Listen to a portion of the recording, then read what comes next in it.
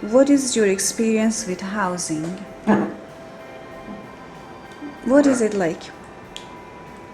Well, it's very dismal as far as I'm concerned. Again, that's a part of anxiety thing. And, you don't know where to go and where to look, and you don't really have first and last month's rent. That is something I asked my worker, and I haven't had an answer because I had a slight opportunity to get into the new Regent Park residence, and also a senior's home. With my medical conditions, stairs are getting hard for me. Okay. So I have a flight of stairs. My place is kind of a dusty old place, but the landlord didn't seem to want to renovate.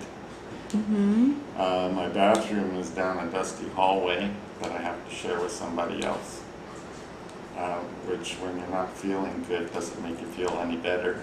Have you enjoyed living here? Yeah, for the most part, but being in social housing, it's not the ideal situation to live in, but I like the neighborhood. The neighborhood itself is good, but the apartment has a lot of undesirables like crackheads, potheads, and stuff like that. It's kind of dangerous if you don't keep your eyes open. So. We have to live in housing, and it's not that housing is so bad, but I mean it's not the greatest either for my children. They develop a lot of bad habits from the children in the neighborhood because of low income. I can't afford to put them into programming that I'd like to put them in. Like my son, I'd like him in taekwondo and soccer, and my daughter into swimming and dance lessons. So all of those things cost money, and I don't have the money for those things. So what do? They spend their summers or their break time, weekends, doing nothing, hanging in front of the store or following other kids around the neighborhood and getting into trouble because they have nothing better to do with their time, because I can't afford to put them into the proper programming to keep them busy. I actually have a fiance, and we've been on the waiting list together for moving in with each other for 2 years, but nothing's come of it yet. And if I could say one thing, it's that the government should look into a program that houses people that want to live together and are married or in serious relationships. They said, unfortunately, what we're going to end up having to do is live apart for the first while, and I even believe we're going to have to go to the local politicians and try to get some result there, because like I said, I've been on the waiting list for 2 years with Alexis, and we've had some offers and some failures because, like I said, they couldn't find hours for both of us.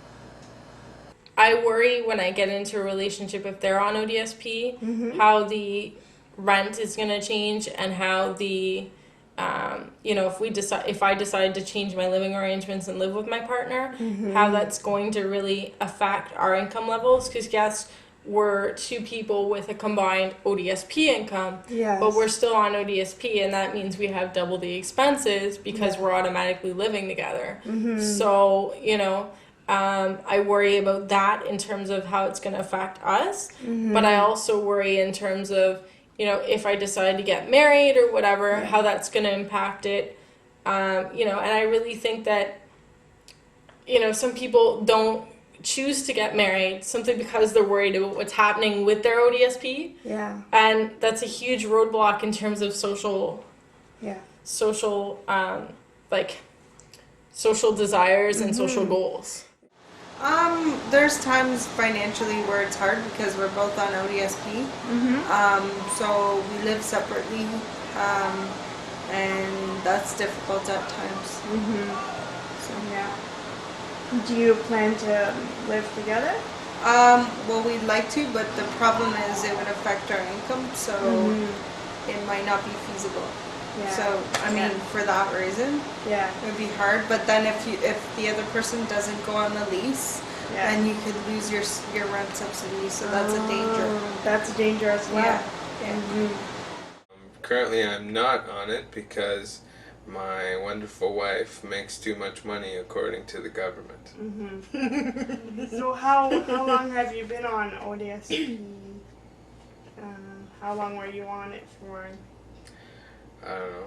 I'm 36 now, and my ODSP got canceled as of September. I basically work part-time. And Tara, you work full time. I work full time, and it's not that Todd doesn't bring in any money. It's just I bring in proportionally more, and I have the benefits, right? So it's From work. From work. What's been the most frustrating thing for me is I got kicked off ODSP.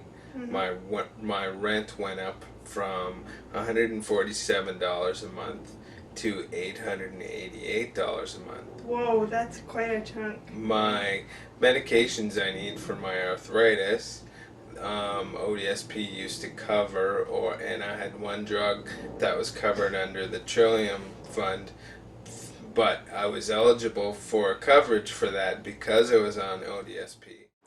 I'm in a building run by an organization in Thunder Bay called Haggy. It's an assisted living apartment building. I managed to somehow get a third floor corner apartment with a fantastic view. Rent is all subsidized, geared to income. So I paid $297 a month for rent alone. So I always make sure I pay my rent on the last day of the month when the ODSP money gets deposited into my account. So I know I'll have the rent paid off before I go for groceries or anything else. I was on the waiting list to get into this place for 6 years because there's a long waiting list, and it took me even longer because of the amount of attendant care I require on a daily basis. It's a great apartment building, but I wish that the maintenance here was a little bit better. I've been waiting over 2 weeks to get a light bulb in my bathroom changed. It was burnt out. It's not something I can do myself. It's one of those fluorescent tube lights. Our handyman is not exactly handy or around most of the time. But other than that, it's a great building. I've got lots of friends here. The location's pretty convenient, but 2 blocks away from the Walmart, should I need anything. I've been with housing, I would say, for three going on 4 years now. Yeah. Really extremely lucky. Yes. I realized this. How long did you have to wait? 7 years. You know, it wasn't that I was picky or choosy about housing. Yes. I mean, you live here in St. Catharines, you know the area. There are areas that people really wait a long time for. And then there are areas like this one or another one that is called Manchester, where they're pretty somewhat sort of, I would say, rough neighborhoods. So, I mean, I wasn't really picky about where you live, where I lived as far as it being a rough neighborhood. I've lived in rough neighborhoods all my life, so that kind of didn't put me off. I just really needed housing. I really needed a roof over my head, and